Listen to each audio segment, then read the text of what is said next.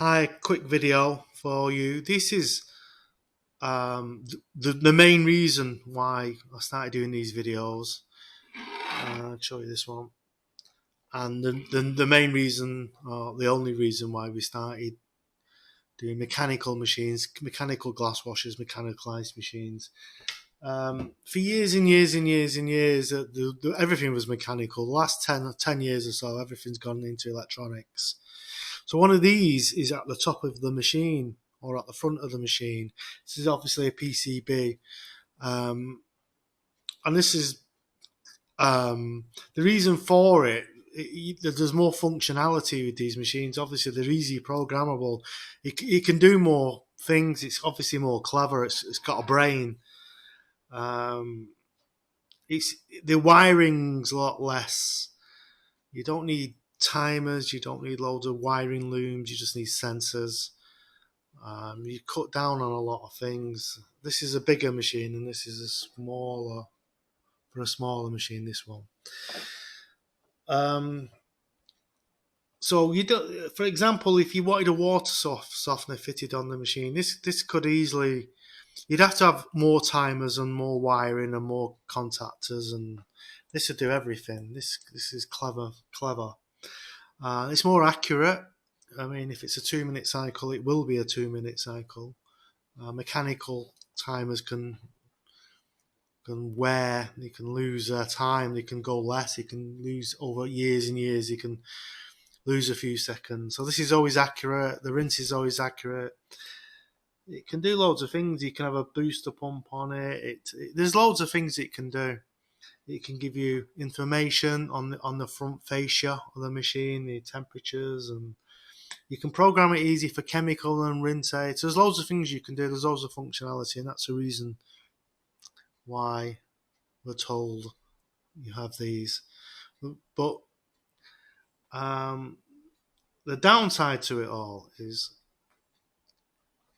the robustness of it, the long-term longevity of it. We've changed loads of these, and the cost of them is ridiculous. This board itself, I don't know exactly, but I reckon it's £300 to £400 to us to buy.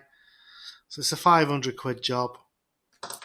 If you go up the scale with winter halters and Hobarts and stuff like that, it's £1,000 job. These break all the time. Doesn't matter what anyone tells you, what the reps tell you, what the technical people, the developers of the machines, these break and do my head in. Don't last. This machine has to be exposed. I've done this in an earlier video. It has to be exposed because it overheats. So you can't cover it up. You can't contain this from water. Can't contain it from steam. Anything like that will cause damage to this machine. If this PCB is at the top of the machine, you're putting wet glasses on top of it. Eventually, the seals will break in it of the top, and beer will get into the top of the machine. See it all the time. The minute beer, steam gets into this, it'll blow. You'll get a big bill. Don't like it. It doesn't like water. If anything, if there's an electrical component elsewhere on the machine that, like an element or a motor blows, it can easily take this out with it. So you can have two faults, you get a massive bill. Don't happen on mechanical machines. Of course, mechanical timers can break. Of course, it can have faults. Of course, it can. I can't help that, but it's less likely. It's more robust. And that's the reason why we started doing the Gemmy machines, because if it does break, it's not these crazy costs. So if you look closely at this board, it's got loads of components on it, and so is this one. It's got loads. I think these are like transformers, the diodes, resistors, contactors. Any of these components below, any single one of these below, any of them, that board's damaged, the machine will shut down, it'll have a fault on it. Nobody's fixing these boards for you, not one person. It's a replacement board. We can't fix them. The companies we send it back to don't fix them. Replace the board. No one's fixing it for you. They are fixable, of course they are, but no one's going to do it. there's not enough money in just fixing this board. They'll just replace the board.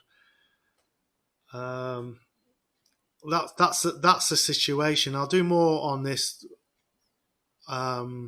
showing you actually where the boards are situated and the damages it causes. I've been battling with the technical people, and I've been battling with the people who've actually designed the machines for the last 3 or 4 years. Obviously, it's fallen deaf ears. They're not going to listen to me. I'm nobody. We're a small company. I tell them what's happening and they ignore me. But the thing is, there's massive, massive savings in manufacture. These boards are not expensive to manufacture. The cost is the development. Once they've been developed, which can take a few years, then you can divvy it up to that 10,000 of these boards made. I reckon they're £10 each. I don't know, 20 quid each. I don't even think they're that. So when you buy a machine, you're paying for the development of these boards. You're not actually paying for the board. That's the cost. That's what you're paying for. The cost is the development. The Gemmy machine is developed 30, 40 years ago. It's been tweaked a bit. There's no development costs. You're paying for the actual quality of the machine. That's where the value is. You're not getting value with these boards. You're not. Get more functionality.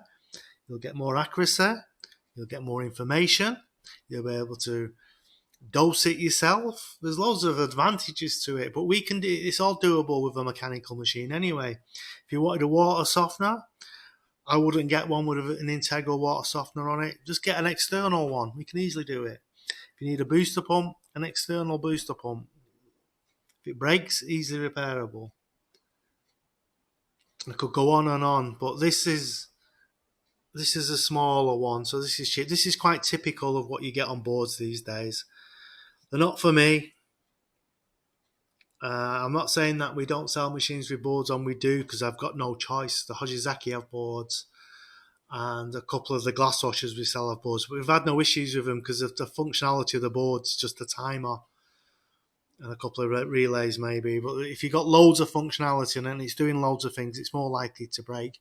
And plus, if it's the bigger machines is the issue, where the ampage is higher. So like the dishwashers, the 500 basket machines, usually in a place where it's being used more, the dishwasher's being used more, the ampage goes through the roof.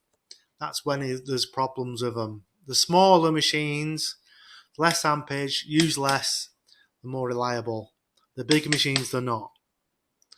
So that's my reasoning for that's my little video on PCBs, and that's my reasonings why we've moved over. I'm going to try and move away from these. If I'm making sense to you, I mean, there's loads of people who disagree with me. The manufacturers will disagree with me. The reps will disagree with me, but the engineers won't. So you're an engineer, you'll know what I'm talking about. They're plagued with problems. They are.